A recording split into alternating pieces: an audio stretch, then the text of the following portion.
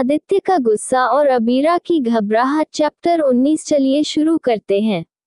त्रिशा तो बहुत ज्यादा खुश हो रही थी कि अबीरा फिर से उसके जाल में फंस चुकी है और अब तो त्रिशा ने प्लानिंग करना भी शुरू कर दिया था कि वह अब आगे कैसे त्रिशा को बर्बाद करेगी। वही अबीरा को तो पता था कि आखिर त्रिशा कौन सी चाल चलने वाली है उसे परेशान करने के लिए। वही अबीरा नीचे हॉल में आ जाती है जहां पर उसके मॉम डैड ध्रुव और आदित्य था। अबीरा आदित्य के साथ वापस चली जाती है। वही रास्ते में कार के अंदर पूरी तरह से खामोशी छाई हुई थी। अबीरा और आदित्य दोनों में से कोई नहीं बोल रहा था। उन दोनों के बीच में एक अजीब सी खामोशी थी। वही अबीरा को न जाने क्यों आदित्य के खामोश चेहरे के पीछे किसी बहुत बड़े तूफान का अंदेशा हो रहा था, क्योंकि आदित्य उसके साथ जब से कुंद्रा मेंशन से आया था तब से उसने उसे एक शब्द भी नहीं कहा था और उसका चेहरा हमेशा की तरह इमोशनलेस था और उसकी आंखें हल्की हल्की लाल और उसका चेहरा बिल्कुल सामने था, जिस वजह से अबीरा उसकी आंखें नहीं देख पा रही थी, जिन्हें देखकर साफ पता चल रहा था कि उसके अंदर कितना गुस्सा भरा पड़ा है। घर आने के बाद आदित्य अबीरा से एक शब्द भी नहीं कहता और सीधे तेज कदमों से अपने कमरे की ओर बढ़ जाता है और एक जोर की आवाज के साथ कमरे का दरवाजा बंद होता है। वही अबीरा तो आदित्य का ऐसा अजीब बिहेवियर देख सकपका जाती है और एक कदम पीछे होते हुए घबराहट के साथ कहती है, आखिर अब इसे फिर से क्या हो गया? जब देखो तब इसका मूड हमेशा ही खराब रहता है, पता नहीं किस पल क्या बन जाता है, कभी 16 तो कभी फूल। इस पति परमेश्वर के गुस्से को तो मैं बाद में ठंडा करूंगी, पहले जाकर शावर ले लेती हूँ, बहुत जोर की नींद आ रही है। और फिर अबीरा अंगड़ाई लेते हुए अपने रूम की ओर बढ़ जाती है। वही आदित्य अपने कमरे में गुस्से से अपनी गर्दन पर हाथ घुमा रहा था, जिसे साफ पता चल रहा था कि वह अपने गुस्से को शांत करने की कोशिश कर रहा है, लेकिन उसका गुस्सा उस पर शांत होने की जगह और भी हावी होता जा रहा था, जिससे अब आदित्य की सर की नसें उभर आई थी। उसके चेहरा गुस्से से लाल था, उसके हाथ में जलती हुई सिगरेट बुझाने को थी, लेकिन उसे तो मानो जैसे कोई होश ही नहीं था और वह भी बहुत ही ज्यादा खतरनाक और क्रूर लग रहा था, बिल्कुल किसी नरक के राजा की तरह सोफे पर बैठा। उसके आसपास का माहौल बहुत ही ज्यादा ठंड और डरावना लग रहा था। अगर इस समय उसे इस तरह से कोई देख लेता तो शायद अगले ही पल उसकी सांसें रुक जाती और वह दुनिया को अलविदा कर देता। सिगरेट जलकर उसके हाथों को भी अब जलने लगी थी, लेकिन आदित्य के चेहरे के भाव बेहद ठंडे और कठोर थे और उसके दिमाग में बस एक ही शब्द गूंज रहा था कि मैं उसे डाइवोर्स दे दूंगी। यह डाइवोर्स शब्द धीरे से आदित्य के मुंह से निकलता है, जिससे उसका चेहरा और भी ज्यादा भयानक लगने लगता है और उसके चेहरे पर एक तिरछी मुस्कुराहट आ जाती है, मानो जैसे उसके दिमाग में कुछ खतरनाक चल रहा हो। आदित्य एकदम से हंसते हुए पलों की तरह अपने दोनों हाथ सोफे का फैलाकर अपने सर को ऊपर घूमते हुए कहता है, वाइफी बहुत गलत किया तुमने मेरे साथ, ऐसा खेल खेलकर मेरे भरोसे को जीतकर उसे पल भर में चकनाचूर कर दिया। इसकी सजा तो तुम्हें मिलकर रहेगी। तुमने कहा था कि तुम मुझसे प्यार करती हो, तुम्हारे कहे हर एक लफ्ज झूठे थे और तुम्हारे चेहरे पर वो मुस्कुराहट फरेबी। तुमने जो मेरे साथ फरेब किया है उसकी सजा मैं तुम्हें ऐसे दूंगा कि तुम मुझसे झूठ बोलने से भी पहले 100 बार सोचोगी। मुझे नफरत है झूठ बोलने वाले लोगों से, आई हेट ले। आदित्य की आंखों में एक अजीब सी सनक नजर आ रही थी, मानो जैसे किसी चीज को हद से ज्यादा चाहने का पागलपन सवार हो। अबीरा, अब मैं तुम्हें सोचने पर मजबूर कर दूंगा कि आखिर तुमने मेरे साथ ऐसा क्यों किया। तुमने ये बिल्कुल ठीक नहीं किया। ये बोलते हुए आदित्य के चेहरे के भाव बेहद कठोर और ठंडा थे, मानो जैसे हर तरफ बर्फ ही बर्फ हो और यह जगह पूरी बर्फ से ढकी। बाजी आदित्य की आवाज बिल्कुल कानों में चुभने वाली थी, जो काफी तीखी और दिल को दहला देने वाली थी। उसके बोलने का तरीका किसी के भी दिल में खौफ पैदा करने के लिए काफी था।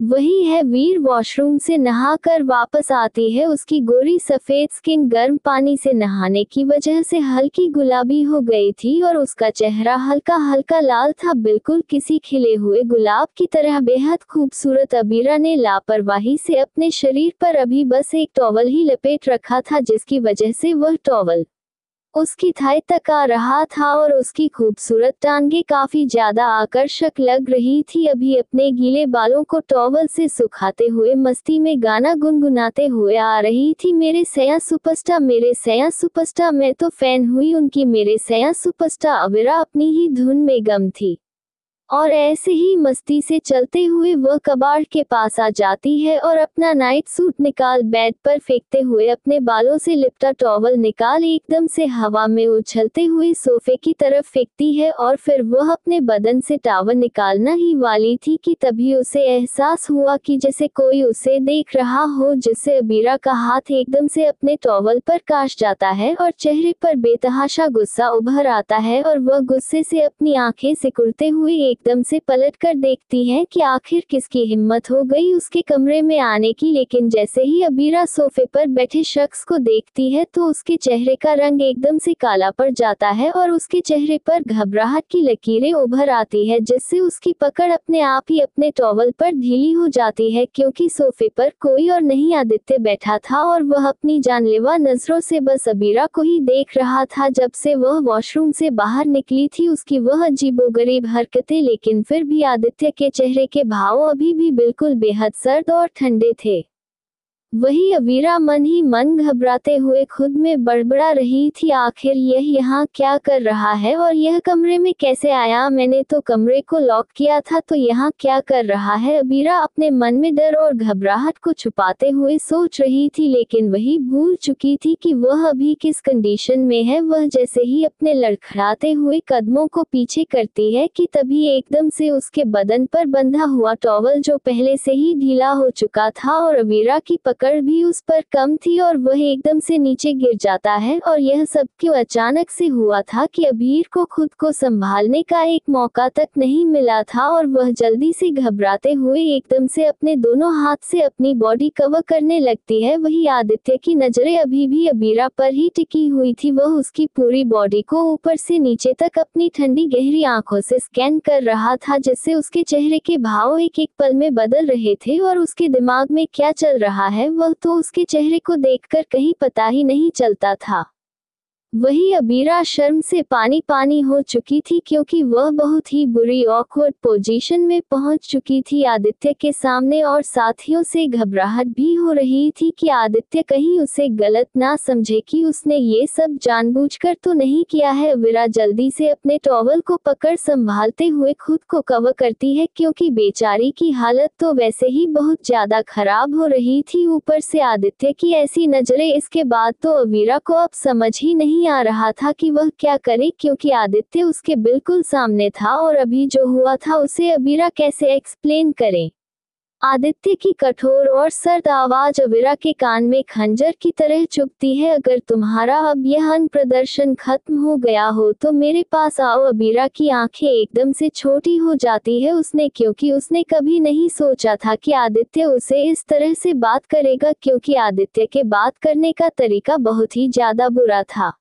लेकिन साथ ही अबीरा को उसके कहे शब्दों में एक वार्निंग भी साफ झलक रही थी, इसलिए वह घबराते हुए अपने होठों को आपस में दबाकर घबराई हुई नजरों से आदित्य को देखती है, जिसके चेहरे पर हमेशा की तरह कोई इमोशन नहीं था, लेकिन उसकी आंखें बेहद लाल और डरावनी लग रही थी, जिसे अबीरा उसके पास जाने से घबरा रही थी और मन ही मन भगवान से दुआ कर रही थी कि भगवान जी प्लीज मुझे बचा लो, मुझे घबराहट क्यों इतनी हो रही है, कहीं कुछ बहुत बुरा तो नहीं होने वाला है, प्लीज प्लीज भगवान जी आपकी ही बच्ची हूँ, थोड़ी दया करो मुझ पर। अबीरा तो डर और घबराहट के साथ अपनी जगह से हिल भी नहीं रही थी, जिससे आदित्य की आंखें और भी ज्यादा गहरी होने लगती हैं और वह एकदम से सौफ से खड़ा हो जाता है, जिससे अबीरा तो एकदम से घबरा कर 2 कदम पीछे हो जाती है। वही वो और कहीं जा पाती कि एकदम से आदित्य उसके पास आ जाता है और अबीरा एकदम से दीवार से टकरा जाती है, क्योंकि अब आगे जाने के लिए कोई जगह नहीं बची थी और वह काफी ज्यादा घबरा रही थी।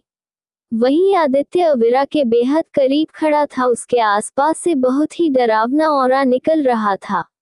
जिससे अबीरा की तो रीढ़ की हड्डी एकदम से ठंडी पड़ गई थी और उसका गला बुरी तरह से सूख चुका था, जिससे उससे तो एक लफ्ज भी बोल नहीं जा रहा था, जैसे मानो उसके गले में आवाज ही ना हो। अबीरा ने अपने थूक को अपने गले में ही घटकते हुए घबराहट के साथ बोलने की कोशिश की, लेकिन वह बोल ही नहीं पा रही थी, क्योंकि आदित्य का इतना डरावना और गुस्से से भरा रूप तो उसने अपनी पिछली जिंदगी में भी नहीं देखा था। जिस तरह वह अभी उसके सामने था, आदित्य के बाल थोड़े से बिखरे हुए थे, आंखें बेहद लाल और चेहरे पर कोई भाव नहीं, और उसके कपड़े भी थोड़े अस्त व्यस्त पसीने से भीगे हुए, जिससे अबीरा को इतना तो पता चल गया था कि शायद आदित्य कुछ देर पहले अपने गुस्से को पंचिंग बैग पर निकाल कर आया है, लेकिन उसे यह बात तो बिल्कुल भी पता नहीं थी कि आखिर आदित्य इतना गुस्से में है क्यों।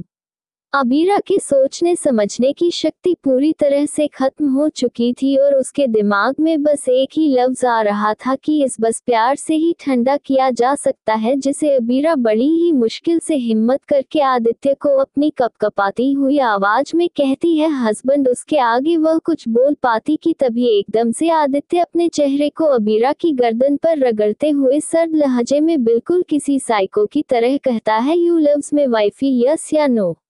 आखिर क्या होगा अबीरा का जवाब? क्या वो घबराहट में कुछ ऐसा बोल जाएगी जो उसे नहीं बोलना होगा? और कैसे होगा आदित्य का गुस्सा शांत? क्या आदित्य अपने गुस्से की आग में अबीरा को जला देगा? जानेंगे जल्द ही। मिलते हैं नेक्स्ट एपिसोड में। Thanks for watching.